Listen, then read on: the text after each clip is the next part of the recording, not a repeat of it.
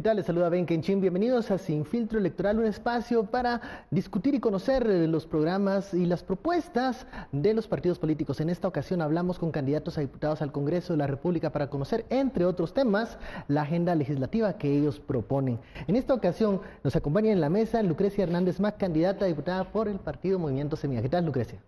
Bien, muy bien. Gracias por la oportunidad de estar acá y compartir las propuestas que tenemos de Movimiento Semilla. También nos acompaña Jorge García Silva, candidato a diputado por Prosperidad Ciudadana. ¿Qué tal, Jorge? Bien, muchas gracias. Gracias por el espacio para poder dar a conocer la propuesta legislativa que tenemos para Guatemala. Y complementa esta mesa Gustavo Montenegro, editor de Cierre. ¿Qué tal, Gustavo? ¿Cómo estás? Buenas tardes, Ben. Buenas tardes, candidatos. Comencemos con una primera pregunta. ¿Cuál es la agenda legislativa que proponen sus diferentes partidos políticos? ¿Qué temas son los que van a llevar al Pleno del Congreso para discutir? Comencemos por acá, Jorge. Bueno, nosotros en nuestra agenda legislativa que el día de ayer presentamos, tenemos 6 puntos principales y la mayoría de estos van enfocados de acuerdo a los estudios sociológicos que se han hecho. Y la necesidad más sentida de todos los guatemaltecos es lo económico, la falta de empleo, para ser más concretos. Y nuestro primer punto en la agenda legislativa es la atracción de inversión y generación de empleo. En Guatemala se ha abandonado el tema de la atracción de inversión, y por eso se ha estancado la generación de empleo. Por eso es que tenemos más de 300,000 jóvenes que salen al mercado laboral y no encuentran un satisfactor a esa demanda de empleo. Apenas un 20% logra un empleo y los demás se dedican al subempleo o migran a Estados Unidos. Segundo, tenemos la distribución del IVA-PAS. La redistribución del IVA-PAS, como ustedes saben, un 1.5% se asigna a las municipalidades y nosotros queremos incrementar esa asignación a un 3%, porque en el gobierno de Edwin Escobar nosotros hablamos de un gobierno descentralizado, municipalista, de abajo hacia arriba. Entonces tenemos que darle más recursos a estas municipalidades que conocen de una mejor manera las necesidades más sentidas e inmediatas de los vecinos. Tercero, tenemos los centros de salud municipales. Los centros de salud pues están bajo la dirección del Ministerio de Salud y creemos que si estos se ponen bajo la dirección de las municipalidades va a ser mucho más efectivo y por lo mismo esos recursos habría que trasladarlos, los que tiene el Ministerio de Salud, a estas municipalidades para que atiendan las mismas. Cuarto, tenemos la creación de la Superintendencia de Ejecución Presupuestaria. Esta es una entidad que va a darle acompañamiento a todos los entes ejecutores del Estado y las municipalidades principalmente para que tengan un acompañamiento legal y que esta entidad les pueda emitir un dictamen para que ellos tengan la seguridad de que están haciendo las cosas bien. De como ustedes bien saben, hay muchas municipalidades y muchas entidades que no han querido ejecutar, no porque el país no lo necesite, sino porque tienen miedo. Porque tienen miedo de una Contraloría que a veces se excede en sus funciones e interpreta pues mal la ley. Entonces esto va a apoyarlos a ellos, van a decir, mire, aquí tengo un dictamen emitido por esta superintendencia que dice que todo está bien. Quinto, tenemos migrantes. Como ustedes bien saben, los migrantes son los mayores generadores de divisas para nuestro país. Ya ni el café ni el azúcar generan tantas divisas como los migrantes, pero nunca se les ha reconocido nada, por lo cual nosotros queremos legislar en favor de que ellos tengan una tasa preferencial cambiaria, que sea de 5 centavos arriba de la tasa cambiaria que hay en el sistema bancario. Y por otro lado, también queremos reformar la ley electoral y de partidos políticos para que haya un curul para los migrantes, para que represente a todos los migrantes que viven en Estados Unidos. Y por último, el medio ambiente. Tenemos que cambiar la legislación en cuanto a energía renovable. Esta ley está hecha para que sea utilizada únicamente para empresas grandes. Y si uno como usuario o alguna municipalidad quiere utilizar energía renovable, no es posible. Entonces queremos legislar en favor de eso. Lucrecia, ¿cuál es la propuesta, la agenda legislativa que llevaría el Movimiento Semilla? La agenda legislativa de Semilla, al igual que el plan de gobierno de Semilla, está fundamentado sobre 3 objetivos estratégicos, que nosotros le llamamos las 3 Rs. La primera R es rescatar al Estado de la cooptación y de la captura de la que ha sido objeto. La segunda R es reconstruir las instituciones públicas y la tercera R es responder a la población. Esto con el entendido que es muy difícil para las instituciones públicas responder a la población e implementar políticas públicas si básicamente está capturado por la corrupción y por mafias. Entonces, para cada una de las R's tenemos una serie de reformas o de iniciativas de ley para, digamos, apoyar este objetivo. En el caso del rescate del Estado, esto incluye un código de ética para rescatar el Congreso, ¿verdad? Y fortalecer las funciones de los diputados y diputadas. Incluye también las reformas a la ley electoral y de partidos políticos y también una iniciativa de ley para el manejo de cuencas y del recurso hídrico, que es la ley de aguas. En el caso de, por ejemplo, la segunda R, que se refiere a la reconstrucción de las instituciones públicas, incluye una nueva ley de servicio civil, porque es justamente a partir de de la forma en que se ha ido deteriorando el servicio civil, es que las instituciones públicas se vuelven porosas al clientelismo político, porosas a la corrupción, y es necesario tener funcionarios que entran al servicio civil por mérito y por capacidad y no por cuello o por venta de plazas, ¿verdad? Entonces necesitamos una nueva ley de servicio civil, también una ley de planificación que haga el vínculo entre lo que se planifica y lo que se presupuesta, cómo se ejecuta y se monitorea y evalúa. La ley de contrataciones del Estado para poder hacer ejecuciones ágiles y transparentes, y no solamente transparentes o no solamente ágiles, sino que ambas, y también una ley de competencia que rompa con las prácticas monopólicas, los monopolios, pero también que lleve a cabo un proceso de desburocratización de las instituciones públicas para que haya incentivos para el mercado poder hacer todos sus trámites y gestiones sin, digamos, arbitrariedades y de manera ágil con el Estado. Y de ahí también en el tema de responder a la población, pues hay una serie de iniciativas de ley alrededor de energía eléctrica, naturaleza, medio ambiente, juventudes y niñez y adolescencia, juventudes, pueblos indígenas, la agenda estratégica de las mujeres, entre otros. Gustavo.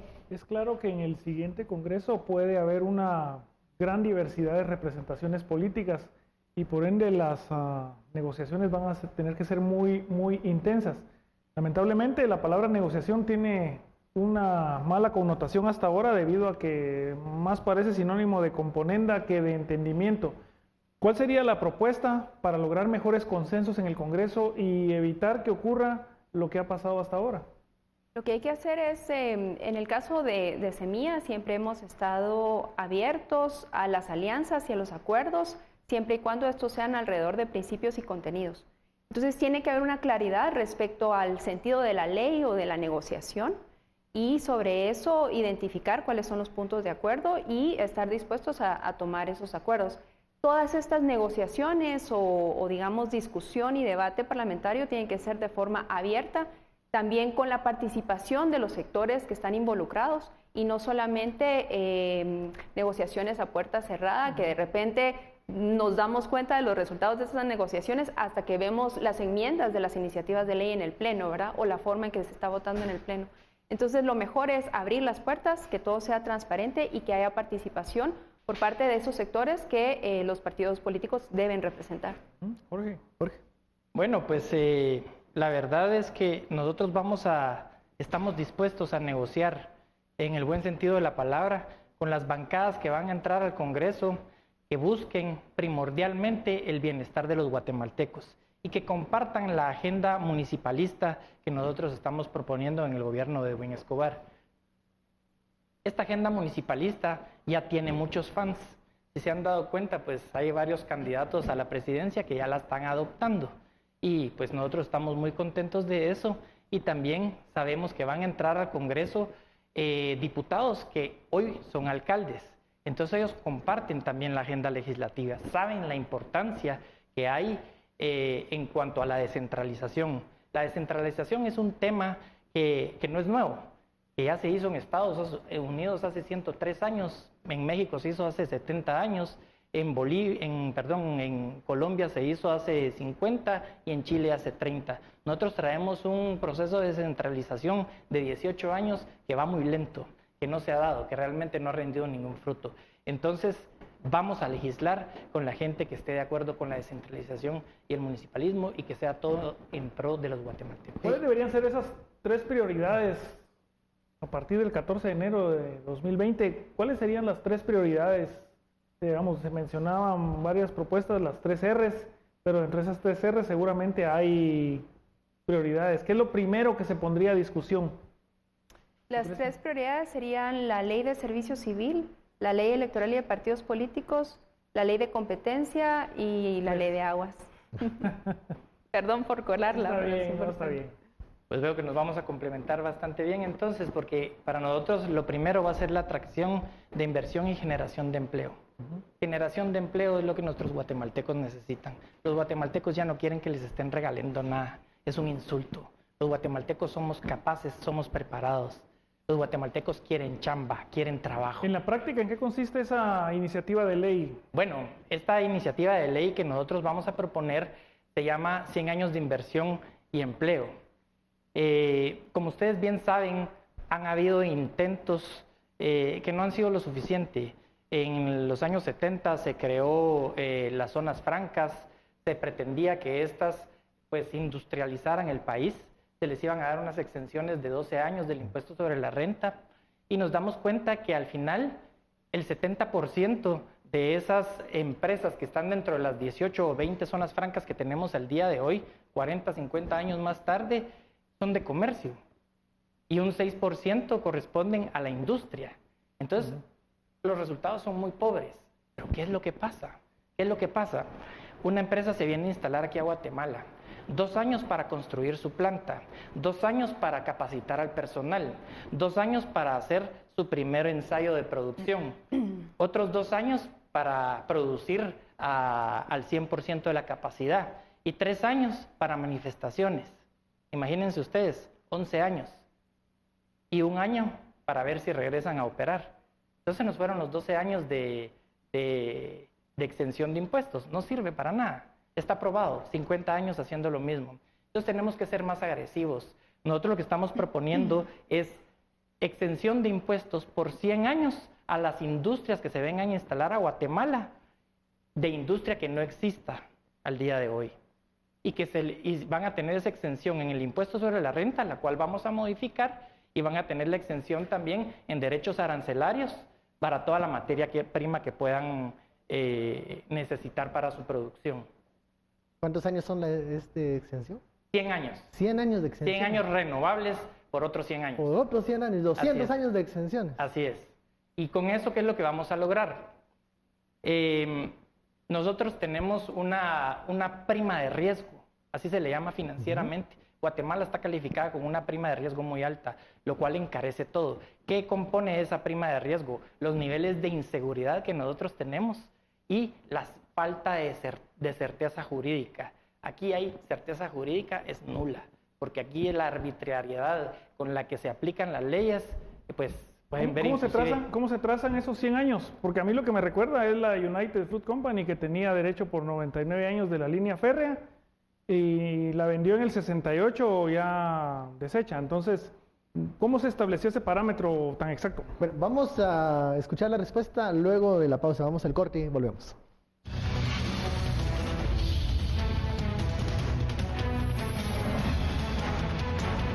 Continuamos en Sin Filtro Electoral. Estamos conversando con candidatos a diputados al Congreso de la República de los partidos Prosperidad Ciudadana y Movimiento Semilla. Se quedó Jorge con la respuesta pendiente. ¿Cómo se calcularon esos 100 años? Parecería mucho para algunos de los que están pendientes de este programa. ¿Por qué 100 y con posibilidad de otros 100 años, 200 años? ¿no? Bueno, lo que pasa es que nosotros no podemos pretender cambiar el país si vamos a proponer las mismas cosas. Nosotros tenemos que ser más agresivos. Nosotros somos un país que geográficamente está posicionado en un lugar envidiable. Tenemos las 2 costas y prácticamente no lo hemos aprovechado al máximo. Y con esas 2 costas y nuestro posicionamiento geográfico podemos hacer relaciones duraderas y de largo plazo con socios o empresas extranjeras que se pueden venir a instalar aquí.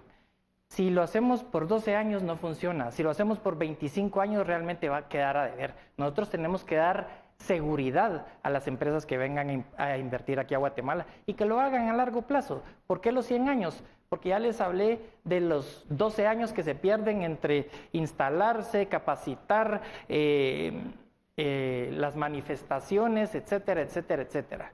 Queremos hacer una relación que sea productiva para las empresas internacionales y que sea productiva para nuestros empleados. Y también aquí hay un proceso muy importante. No es solo la empresa que se viene a instalar, sino también es la demanda derivada que eso va a generar. Imagínense ustedes, se viene a instalar aquí a Guatemala una ensambladora de carros.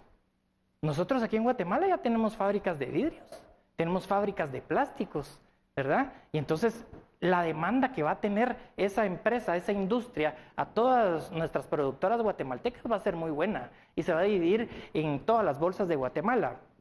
Vamos a hacer que se reactive la economía también. Ahora, pero Jorge, para atraer la inversión extranjera se necesitan otros factores más allá de estos incentivos fiscales. Usted mismo los decía, seguridad, certeza jurídica, infraestructura adecuada para que se venga a instalar una empresa extranjera acá y venga a invertir. ¿Cómo se va a garantizar esos servicios más allá de la exención fiscal? Ok, solo voy a corregirte.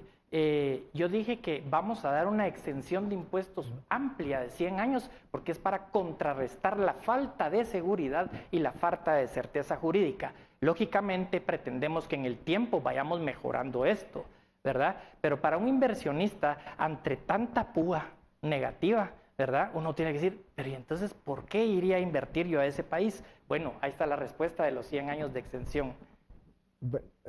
Lucrecia, ¿cómo atraer inversión? ¿Cómo abordar el tema de los ingresos, que es un tema difícil? Tenemos que administrar la escasez muchas veces desde el Estado. ¿Qué se va a hacer? Sí, ¿qué propone? En realidad, desde Movimiento Semilla sí vemos con inquietud cuando se habla de las exenciones. No porque sí pensamos que la atracción de la inversión extranjera, así como también la estimulación o la reactivación económica y la generación de empleos, tiene que hacerse en varios niveles y dimensiones, ¿verdad? Para que haya empleo, para que haya inversión, se necesita, por un lado, una visión clara de cuál es la política económica y de desarrollo que necesitamos impulsar. Esa claridad, si va a ir por la agroindustria, si se va a ir por el turismo, si se va a ir dependiendo del lugar, cuáles son, digamos, las actividades económicas que se pueden impulsar en cada espacio de Guatemala según sus características específicas. De ahí también se necesitan altos niveles de escolaridad, aumentar la educación de la población. De nada nos sirve que nos vengan a ofrecer empleo si no vamos a llenar los perfiles para eso. Necesitamos infraestructura. En el caso de Movimiento Semilla hay un claro compromiso para no solamente ampliar la infraestructura, recuperar la infraestructura existente, ampliar la infraestructura existente, sino también llevar infraestructura vial a otros lugares en donde solamente hay caminos de terracería. Necesitamos caminos rurales balastrados, por ejemplo, y también necesitamos un aumento en la inversión y en la infraestructura social, ¿verdad? Entiéndase, aulas, escuelas, agua y saneamiento, etcétera. Todo eso tiene un costo. Todo eso tiene un costo y necesitamos recaudar suficiente para eso. Tenemos que ponernos al día de un rezago de 45, 50 años y no lo vamos a lograr si tenemos ilusión, evasión, privilegios o exenciones. Entonces, obviamente no se puede hablar de un aumento de impuestos. Tenemos primero que hacer una mejora en la recaudación, ser más eficientes como instituciones públicas, taparle los agujeros, digamos, que nos genera la corrupción para que los recursos que tengamos se puedan recaudar con el esquema que está ahorita, pero también hacer un mejor uso de eso. En el caso en la de medida Semilla, quisiera interrumpirle, digamos, tienen ¿cómo abordan el tema de que actualmente no tendrán una representación en el Ejecutivo o posibilidades de llegar? ¿Es esto una fortaleza, una desventaja respecto? Porque hay muchas cuestiones que son de ejecución. El Congreso solo legisla. Así es. ¿Cómo lo abordan en este momento esa situación? Que a mí me da la impresión que es una desventaja, pero por eso le pregunto. Bueno, de hecho, no solamente de legislación vive el Congreso. Y aquí es importante llamar la atención sobre esas otras funciones que les corresponde a los diputados y diputadas, que son las funciones de representación e intermediación, la función de fiscalización y además entender que el Congreso es quien está en este momento nombrando al Contralor General de Cuentas, al Procurador de Derechos Humanos, al Relator de la Tortura, a las Cortes, y esa es una función que tiene que también realizarse con un mayor nivel de responsabilidad. Entonces, la legislación es importante, pero también en el Congreso se debe llevar a cabo esa fiscalización de lo que está haciendo el Ejecutivo, lo que están haciendo las alcaldías. Se tiene que asegurar las asignaciones presupuestarias para esas políticas sociales, económicas que son de relevancia para el país. Ahí es donde se aprueban préstamos, ahí es en donde de alguna manera no se formulan las políticas, pero se fiscaliza que existan esas políticas y que se estén implementando bien. Y ahí es en donde también vemos la importancia del Congreso, porque resulta ser en este sistema democrático o en vías de ser democrático, en este sistema en donde se necesitan pesos y contrapesos, con mayor razón Semilla debe llegar al Congreso para poder hacer ese contrapeso y fiscalización a quien quede en el Ejecutivo. Porque lo peor sería que tengamos a alguien en la presidencia con una bancada grande en el Congreso, hay una concentración de poder y esa concentración de poder generalmente lleva a abusos del poder. Y con más razón por eso Semilla tiene que tener un buen espacio en el Congreso para poder hacer ese tipo de equilibrios democráticos. ¿Qué pasa si al Ejecutivo no llega don Edwin Escobar? ¿Y qué hará la bancada de Prosperidad Ciudadana para echar a andar estos planes que usted enumeraba, pero que sin el respaldo del Poder Ejecutivo tendrían que buscar su camino allá en la 9ª Avenida? Claro. Bueno, primero que nada, nosotros estamos seguros que el próximo presidente de Guatemala es Edwin Escobar. Y partiendo de eso, yo quisiera ampliar un poquito en el tema que estábamos tratando, que es muy delicado y muy importante para todo el electorado. En cuanto a la recaudación y a los impuestos. Cuando hablamos de 100 años de exención, no podemos decir, pero vamos a dejar de percibir. ¿A dejar de percibir qué? Si no hemos percibido. Esto es algo nuevo, ¿verdad? Esto es algo que no tenemos dentro de nuestras proyecciones recibirlo, pero va a venir a generar empleo y demanda derivada y va a crear un dinamismo en las economías, en la economía y en los departamentos donde éstas se instalen, por un lado. Y por otro lado, cuando hablamos de que necesitamos recursos para hacer todo lo que ya se habló, carreteras, educación, todo lo que todos los partidos comúnmente ofrecen, nosotros lo vamos a hacer, ¿verdad? Porque sabemos cómo, ¿verdad? Sabemos cómo. Primero, no vamos a aumentar impuestos, para nada, para nada. Hay suficientes impuestos y hay suficiente de dónde obtener los recursos que se necesitan para financiar el presupuesto de la nación. La base tributaria debe de ampliarse, primero que nada. Y número 2, y sin darle tanta vuelta, algo que va en todos los gobiernos que han pasado, ¿verdad? Es la evasión que hay en las aduanas. Año con año se evaden más de 4,000 millones en la aduana. 4,000 millones de quetzales, ¿se imaginan lo que haríamos con eso? Es el presupuesto del Ministerio de Salud. Es el presupuesto, parte del presupuesto del Ministerio de Comunicaciones. ¿Qué no haríamos con 4,000 millones para las escuelas? Esas que están con hoyos, etcétera, etcétera. Entonces, de ahí tendríamos los recursos. Guatemala es un país pujante, un país rico, un país que genera, que genera y que genera. Y los guatemaltecos de verdad somos trabajadores. Los guatemaltecos son capaces. Si no, miren a todos los que se van migrando a Estados Unidos y aprenden a hacer lo que sea. ¿Cómo no van a aprender los guatemaltecos acá en una ensambladora de computadoras o de celulares o de carros que se pueda venir a instalar aquí a Guatemala? Los guatemaltecos somos capaces. Usted hablaba también, Jorge, en estos puntos que quiere impulsar en el Congreso de la República de esta idea de la descentralización, de darle más facultades a los poderes locales para ejecutar sus presupuestos. Lo que hemos visto de la ley de descentralización, los llamados COCODES, es que se convirtieron finalmente en feudos de los líderes locales. ¿Cómo evitaríamos que entonces esta idea de la descentralización no sea una mala copia de la ley de descentralización de los COCODES? Sí, lo que pasa es que, usted bien lo dijo, se convirtieron en otros feudos, pero hoy estamos hablando de hacerlo todo por medio de las municipalidades. Las municipalidades ya están establecidas, las municipalidades conocen en la cercanía y en la inmediatez las necesidades de los vecinos. Por dar un ejemplo, hablemos de los centros de salud. Los centros de salud están por todo el país. La compra se hace generalizada desde el Ministerio de Salud. Pero lo que pueden necesitar en Retaluleu es muy diferente a lo que pueden necesitar en Petén. y la compra la hacen para todos y se manda igual. Entonces ahí hay un mal gasto. Probablemente aquí en Reus sí se utiliza y aquí arriba se va a echar a perder. Y aquí se necesitaba más. Entonces, si esos centros de salud pasan bajo la dirección de la alcaldía, ellos van a hacer un mejor uso de los recursos. Vi ahí que había una reacción así como de no estoy tan convencida, Sí, decía no, de hecho, Lucrecia. no, A ver, para nada. ¿qué piensa de esa idea? A ver, hay algunos, digamos, procesos o responsabilidades que seguramente se pueden delegar y se pueden enviar, digamos, a las municipalidades, pero salud no es uno de ellos.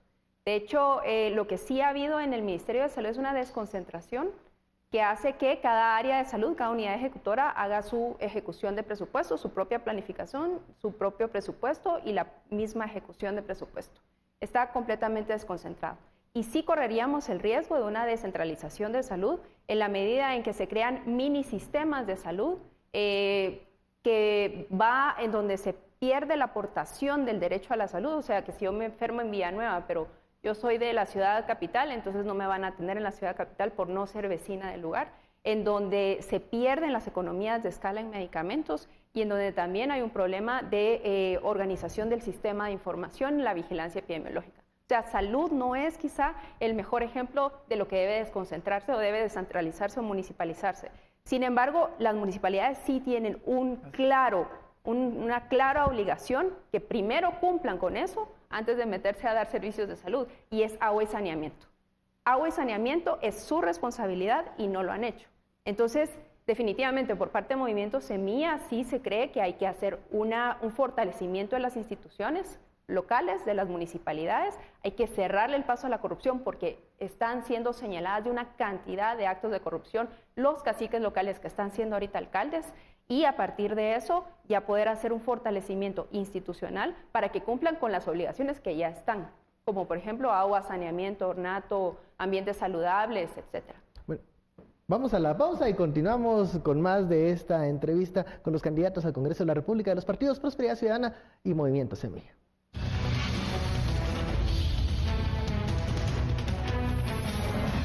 Regresamos a Sin Filtro Electoral, seguimos en esta entrevista. La palabra, Gustavo Montenegro. Tengo una pregunta muy puntual para ambos. ¿Cómo se preparan, cómo se han preparado para ser diputados y cómo se preparan los otros candidatos que tienen en sus listados?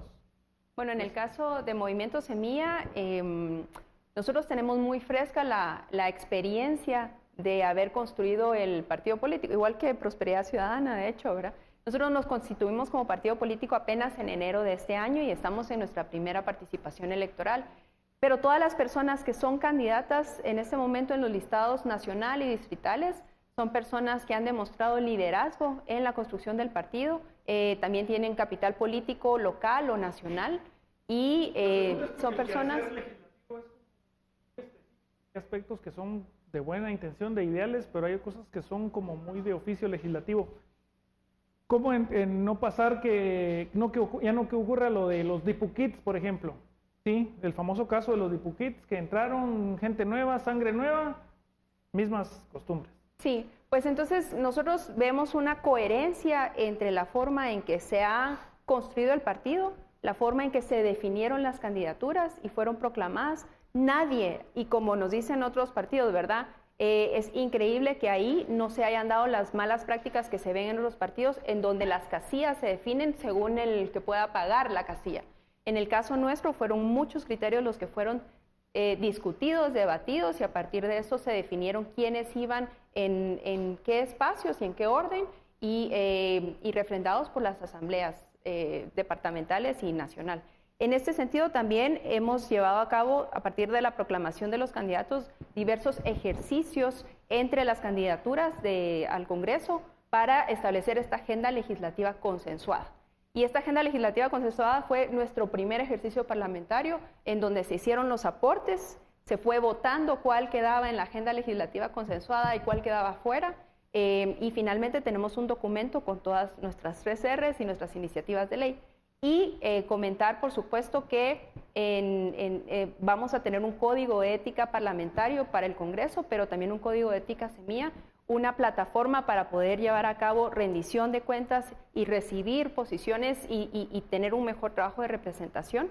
Y por otro lado, también comentar que en el caso de Movimiento Semilla, Esta agenda legislativa no restringe a que cada diputado, diputada o grupo de diputados puedan hacer la presentación de iniciativa de ley propias, dependiendo del sector que represente, trayectoria profesional o distrito, ¿verdad? Jorge. Bueno, pues primero que nada hay que hacer una diferenciación. Nosotros en nuestro partido Prosperidad Ciudadana creemos que no es solo de cambiar caras en el Congreso. Ya pasó en otros años, se han cambiado 90, 80 diputados y las prácticas siguen siendo las mismas. Nosotros lo que llevamos son candidatos a diputados capaces y preparados. Tienen una preparación muy buena y tienen intenciones de servir a Guatemala como se debe. Van aquí por la vocación del servicio, no por otra cosa. Y nosotros hemos mantenido unas capacitaciones ya para nuestros candidatos, porque estamos convencidos de lo que vamos a ir a hacer. Ya hemos hablado de cómo se formulan las leyes, etcétera, etcétera, y cómo debemos de tener un comportamiento adecuado. Tal y como lo dice la ley orgánica del Congreso, pues tenemos que comportarnos con decoro y no las cosas que han hecho otros para robar cámara y que realmente solo nos dejan mal a nivel internacional. Y ha sido muy entusiasta el trabajo de esta agenda legislativa. La verdad es que para el plan de gobierno de Edwin Escobar y Prosperidad Ciudadana tenemos muchas más iniciativas de ley que podríamos estar hablando, pero nosotros tenemos que darle a conocer a toda Guatemala cuál es nuestra agenda legislativa básica de acuerdo a los estudios que hemos realizado. Vamos a eso. Solo una pregunta más. ¿Qué piensan del transfugismo? ¿Enviado o recibido? O sea, que diputados que salgan de su grupo a otros partidos o diputados de otros partidos que busquen su grupo ya en un actuar legislativo a partir de 2020. ¿Qué piensan del transfugismo? Pues la verdad es que dentro de las candidaturas de Movimiento Semilla y quienes lleguen a la bancada Semilla, pues nos hemos adscrito a un código de ética y somos personas que compartimos los principios y la ideología de la del partido político Semilla.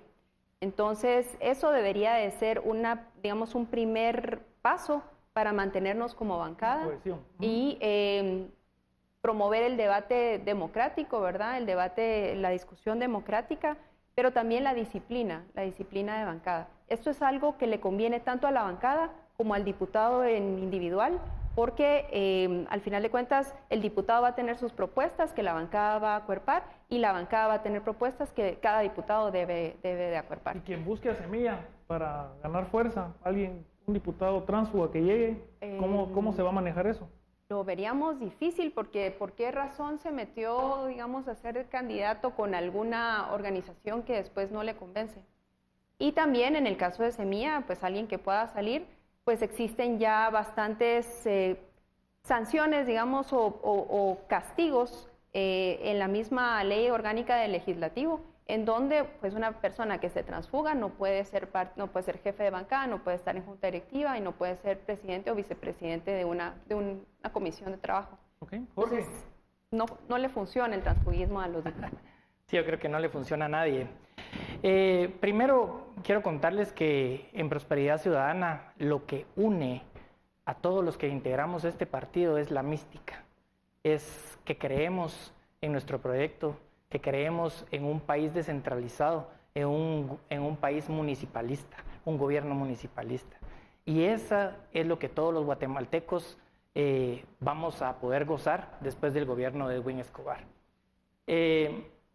Nuestros diputados están convencidos de lo que estamos proponiendo. Ellos son parte de esta propuesta y difícilmente, yo de verdad lo veo imposible que ellos se quieran salir de Prosperidad Ciudadana. Que van a venir personas, desde ya se quisieran, hay gente de otros partidos que está diciendo, por presidente vamos a pedir el voto para Edwin Escobar y pertenecen a otros partidos, ¿verdad? Y de igual manera nos va a pasar en el Congreso, porque nuestra propuesta es clara y es única, ¿verdad? Es única. La descentralización por medio del municipalismo, somos el partido que lo ha propuesto. Y definitivamente vamos a tener gente que nos va a querer abordar, pero la vía va a ser diferente. Como bien decía aquí Lucrecia, todas las limitantes de acuerdo a la ley orgánica del Congreso, pues castigan a los diputados que se quieran cambiar de bancada. Lo más que podrían hacer es declararse independientes y compartir pues nuestras propuestas. A ver, ustedes ya han tenido cierta experiencia en lo público, en el manejo de lo público en el Ministerio de Salud y en el Congreso de la República. Así es. Menciónenme logros para yo volver a votar por ustedes. ¿Cuál sería? Bueno, primero que nada, estar con la frente en alto aquí hoy, postulándome nuevamente. No tengo tachas, no tengo nada que me puedan reclamar. Número 2, yo fui el diputado que empezó la lucha contra la corrupción en la FEDEFUT con valentía y años después pues se dio el fruto. Yo ya no estaba en el Congreso para reclamar esa victoria en contra de la corrupción, pero me alegré mucho desde mi casa viendo cómo estos corruptos pues fueron a la cárcel y a enfrentar la justicia a Estados Unidos, por un lado. Por otro lado, pues presenté bastantes iniciativas de ley que pues tristemente desde una bancada pequeña no se puede lograr nada, y menos en uno de los 3 gobiernos más corruptos que ha tenido Guatemala, pues poco se podía hacer. ¿Lo crees? Bueno, en el caso del Ministerio de Salud, mientras el equipo y yo estuvimos a cargo de él, cuando lo recibimos en una seria crisis de desabastecimiento de los servicios de salud, incluyendo los hospitales. Logramos sacar adelante esto, elevar los niveles de abastecimiento, pagar deudas. De hecho, la mayoría de hospitales entró al 2017 sin deudas para tener su presupuesto 2017 íntegro para los gastos del 2017 y no tener que estar pagando cuestiones de años pasados. Así también impulsamos el modelo incluyente de salud, duplicamos personal en los puestos de salud de 7 departamentos. Llevamos a cabo también programas para impulsar la pertinencia intercultural, el hecho de poder empezar a tener una relación de coordinación con otros sistemas de salud. Empezamos el fortalecimiento de hospitales regionales para desahogar las emergencias y los servicios del Roosevelt. Empezamos el proceso de fortalecimiento de centros de salud para desahogar las consultas externas de Roosevelt y San Juan de Dios. También llevamos a cabo la reconvención del pacto colectivo, denunciando las ilegalidades que existen en el pacto colectivo, y no cedimos a las presiones del sindicato mayoritario que querían transar gobernabilidad por ilegalidad. Y también llevamos a cabo todo un proceso de consultas, reformas y procesos de rendición de cuentas locales que nosotros le llamamos Tejiendo Salud, que implicaba que no solamente el despacho rinde cuentas a la población, sino todos los directores de las unidades ejecutivas a nivel departamental debían de presentarse con las organizaciones de sociedad civil para decir cuáles eran sus planes y presupuestos. ¿Qué opinión tiene las interpelaciones y el trabajo de fiscalización del Congreso de la República? Hay señalamientos que en los últimos años eso se ha convertido en una moneda de cambio para negociar privilegios con el Ejecutivo. O atrasar la agenda. Sí, o atrasar la agenda o agilizarla. ¿Cómo Sí. va a manejar las interpelaciones, Jorge? Bueno, primero que nada, tienen razón. O sea, las interpelaciones han sido cosas para truncar el avance legislativo o para usarlo como una moneda de cambio, como ustedes bien dicen. Nosotros en Prosperidad Ciudadana, nuestra bancada, va a ser una fiscalización, pero productiva, constructiva. En lugar de estar citando a un ministro a que llegue al hemiciclo y tenerlo ahí sentado y todo el personal que él trae, yo solo miraba cuánto dinero se iba gastando con todos los asesores, carros, etcétera, etcétera, que llega cada ministro. Es algo muy malo para Guatemala. Nosotros vamos a hacer una fiscalización constructiva. Por ejemplo, vuelvo al tema de la inversión y empleo. Nosotros vamos a ir con el ministro de Economía y vamos a irnos a reunir con él a su despacho como un acto de humildad, ¿verdad? Y vamos a irle a decir, bueno, señor, fíjese que nosotros queremos que vengan acá estas empresas a invertir, por favor, vaya a tocarle la puerta. Nos vemos dentro de un mes, venimos dentro de un mes para ver qué resultados tiene. Ese va a ser nuestro tipo de fiscalización. No va a ser una fiscalización coercitiva o como la que tienen muchos partidos de prácticas corruptas. Yo entiendo que la interpelación pública tiene, digamos, en el fondo legal una base que es que sea pública, porque también podría darse malos entendidos de que usted vaya a la oficina del ministro y yo no sé qué se habló. Usted me dice, se habló de esto. No estoy diciendo que es su partido, pero se han dado casos de gente que ha pedido plazas, en salud pedían plazas, en diversos ministerios van o le mandan una carta, ni van, le piden una carta, le van y quieren plazas. Tal vez falta ampliarle, bien, ¿verdad? Pero lo vamos a hacer con las cámaras de todos los medios para evitar ese tipo de malas interpretaciones. Nosotros lo vamos a hacer todo a libro abierto, porque nuestra única agenda es Guatemala. Bien. Sí, en el caso de la fiscalización, porque fui objeto de fiscalización a partir de citaciones y un intento de interpelación, sí es muy evidente que hay algunas citaciones que son en efecto para fiscalización, para ver que estamos haciendo las cosas bien desde el Ejecutivo, bueno, cuando estaba en el Ejecutivo, y también, pero también hay citaciones que están hechas para el desgaste político y para que los diputados hagan show enfrente de las cámaras. Nos agarran de piñata los funcionarios, o al menos eso intentan hacer, para disque aparentar que están haciendo algo. Y sí, en efecto, nosotros, por ejemplo, fuimos a encontrar 1.050 cartas, de las cuales una gran cantidad venían de diputados dirigidos al exministro Villavicencio, pidiéndole plazas y pidiéndole la contratación de personas. De esas 1.050 cartas, a la hora de cruzarlos con las bases de datos, resulta que sí se contrataron alrededor de 500 de esas 1.050 cartas. Entonces, en efecto, los diputados han utilizado las instituciones públicas como agencia de empleo y utilizan las citaciones y la amenaza a la interpelación para hacer extorsiones políticas de proyectos y de plazas. Y eso debe de terminar. Nosotros lo que estamos proponiendo es un código de ética para que el diputado no abuse de sus funciones, no abuse de la fiscalización, no abuse del principio de irresponsabilidad y, por supuesto, la legislación sea progresiva y no regresiva como la estamos viendo ahorita. ¿Y qué hay de las plazas y el personal a lo interno del Congreso? Asesores, personal que siempre está creciendo. Voy a tener que interrumpir porque vamos a una pausa, pero regresamos con las respuestas a la pregunta de Gustavo Montenegro. Volvemos.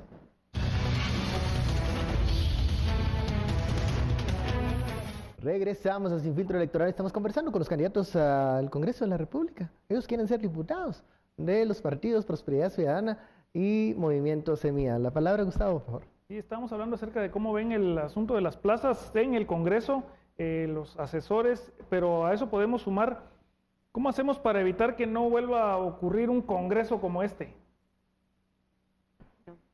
El Congreso actual es un Congreso deplorable. Realmente, toda la gente, por eso es que es tan famoso los hashtags, eso de yo no tengo Congreso o el Congreso no me representa, porque está pasando por una seria crisis de legitimidad.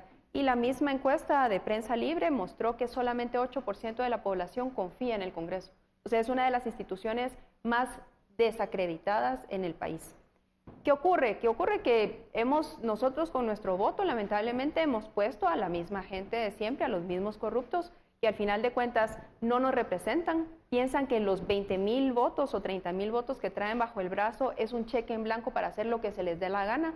Están impulsando una agenda legislativa completamente regresiva. Entonces, en vez de legislar por la población, están legislando en contra de la población. Entiéndase esta ley en donde se criminalizan los abortos espontáneos, se criminaliza a la población LGBTIQ, se está buscando darle amnistía, por ejemplo, a los violadores de derechos humanos del pasado, y también se le está tratando de dar impunidad a los corruptos. Y también se está viendo cómo se controla a las organizaciones sociales con esta ley de ONGs para que el Ministerio de Gobernación venga y los corte automáticamente cuando empiecen a hacer auditoría social. Entonces tenemos un Congreso que está haciendo todo lo contrario, que debiera ser un Congreso de veras, un Congreso digno. Y esto implica, primero, que en estas elecciones entendamos que nuestro voto es el primer paso para hacer una depuración, que no vuelvan a quedar los mismos, que entre gente nueva, que tenga planes, que entre Semilla, que tengamos una buena bancada fuerte ahí, pero obviamente que tenga una agenda legislativa progresiva en donde la fiscalización lo ven como una función importante para la democracia, para la transparencia y la anticorrupción, y en donde se asume con responsabilidad los nombramientos y designaciones. Jorge, esa visión del Congreso actual. Bueno, primero que nada, yo creo que hay algo que rescatar, y es la Ley de Servicio Civil del organismo legislativo que aprobaron en los primeros meses de esta legislatura. Yo la estuve revisando y pues creo que es un avance para combatir este tema de las plazas fantasmas y de la disparidad que hay en los sueldos. Habían personas que ganaban 50,000 quetzales y tenían pocos años de estar ahí, etcétera, etcétera. Entonces creo que eso es algo positivo, es un principio. Definitivamente esta legislatura creo que ha sido de las peores. La verdad es que venimos de peor en peor. Esta legislatura no ha hecho nada. Todos se han enconchado, han estado defendiéndose de la justicia, etcétera, etcétera. Y no han hecho su trabajo, lo han olvidado. Creo que hoy los guatemaltecos tienen la oportunidad de elegir a gente capaz y preparada, a gente que esté por Guatemala, a gente que vaya a servir y no a servirse con la cuchara grande desde el legislativo. Creo que hay muchas opciones y las mejores opciones están en Prosperidad Ciudadana. Por eso es que vamos a hacer una bancada fuerte para la próxima legislatura y vamos a contar con ese apoyo necesario para que el gobierno de centralización municipalista de Edwin Escobar sea todo un éxito y nos lleve al desarrollo. ¿Están ustedes de acuerdo en unir esfuerzos entre bancadas, aunque tengan ideologías diferentes? ¿Cuáles serían los puntos en común donde se pudiera tener alianzas legislativas y cuáles son las líneas rojas en donde ustedes pues no se sentarían a dialogar con otro grupo parlamentario? Bueno, para mí es bien sencillo y la verdad es que todo lo que sea en favor del desarrollo de Guatemala y los guatemaltecos, que su vida mejore económicamente, financieramente, su educación, su salud, etcétera, etcétera. Nosotros, quien comparta esa visión, quien esté promoviendo leyes en favor de eso, los vamos a apoyar. ¿Por qué no? Con Lucrecia y con Semilla. Yo creo que ambos partidos buscamos lo mismo. Si hay cosas que podamos tener diferencias, pues qué bueno, vamos a tener un espacio para debatir, vamos a tener un espacio para enriquecer nuestros conocimientos. Y creo que eso es lo que debemos de entender y cambiar, que aquí estamos para dialogar y no para pelear. Gracias. Y definitivamente nosotros estamos dispuestos a poder llegar a acuerdos en todos esos temas que son de relevancia para el país. Como dijimos, las 3 R's, ¿verdad? O sea, totalmente de acuerdo en tener acuerdos y negociaciones y alianzas si se trata de rescatar el Estado, de reconstruir las instituciones públicas y de responder a la población. En términos legislativos, nosotros estamos dispuestos a apoyar otras iniciativas siempre y cuando se cumplan con ciertos principios, ¿verdad? De democracia, equidad, progresividad. No estaríamos de acuerdo nunca en apoyar leyes regresivas, ¿verdad? En donde se nos violan derechos humanos en vez de avanzar en derechos. Y definitivamente hay como habíamos dicho, ¿verdad? Alianzas alrededor de contenidos y principios, por supuesto que sí. Posturas en cuanto a reformas, digamos la reforma judicial, ¿cuál sería, digamos, su visión de lo que hay que cambiar por ejemplo, en la elección de Cortes, que es un asunto polémico que se viene este año? ¿Cuál sería la propuesta de Prosperidad Ciudadana? Aunque en esta legislatura creo que ya no les tocaría elegir. No, ya no nos toca. Esta elección creo que es ahorita un par de meses o un mes después de las elecciones. Mire, todo viene desde las postuladoras, ¿verdad? Yo creo que no hay que cambiar nada. Yo no cambiaría nada en la ley. Va a depender de los diputados que estemos integrando el hemiciclo y la manera en que elijamos a esas personas que van a ocupar cada cargo, jueces, magistrados, etcétera, etcétera. Nosotros tenemos esa responsabilidad y la vamos a asumir como tal, con profesionalismo. Vamos a evaluar bien cuáles son los perfiles de cada uno de los que ha trasladado la postuladora y de ahí vamos a elegir. No lo vamos a hacer porque se portó bien con nosotros o con aquellos en cuanto a algún fallo. No, lo vamos a hacer de acuerdo a la carrera que cada uno de ellos tenga. Bueno, lo que se ha visto es la necesidad de hacer reformas constitucionales como fueron las que se impulsaron a inicios de este periodo en el 2016-17 y qué es la forma mejor para ir garantizando una carrera en el servicio, en el organismo judicial y la independencia de los jueces.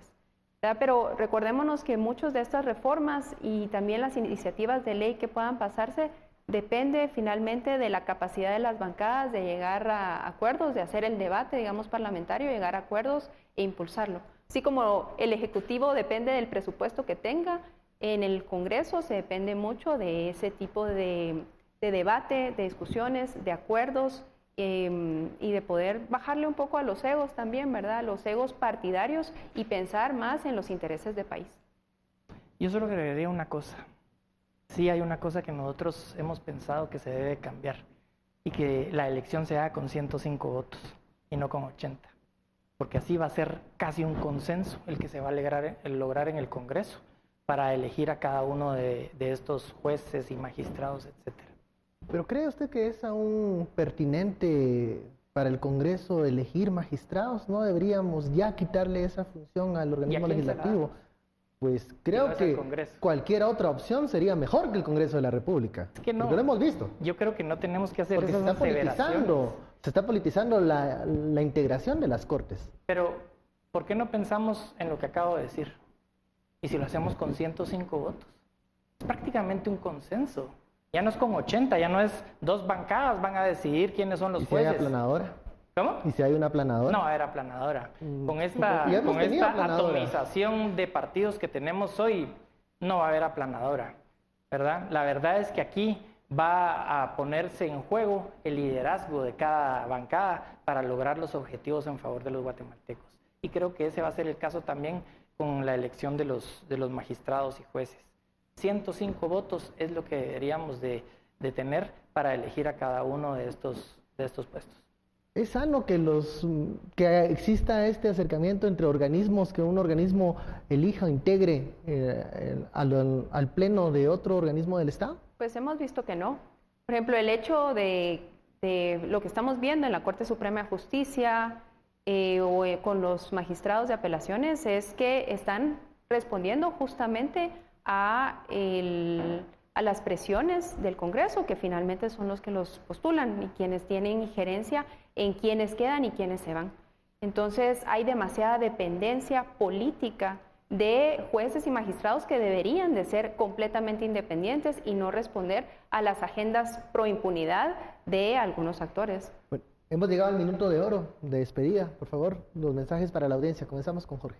Bueno, a ustedes guatemaltecos, jóvenes y mujeres, aquí está Prosperidad Ciudadana pidiéndoles hoy su voto, su apoyo.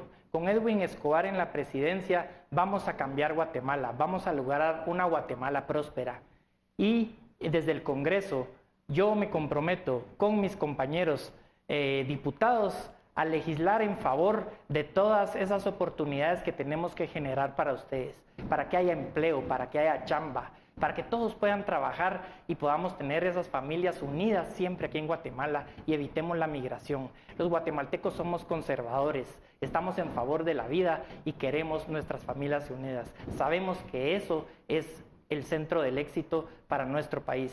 Queremos ese desarrollo, así que este 16 de junio te pedimos que votes en las 5 papeletas Prosperidad Ciudadana. Lápiz visto, lápiz marcado.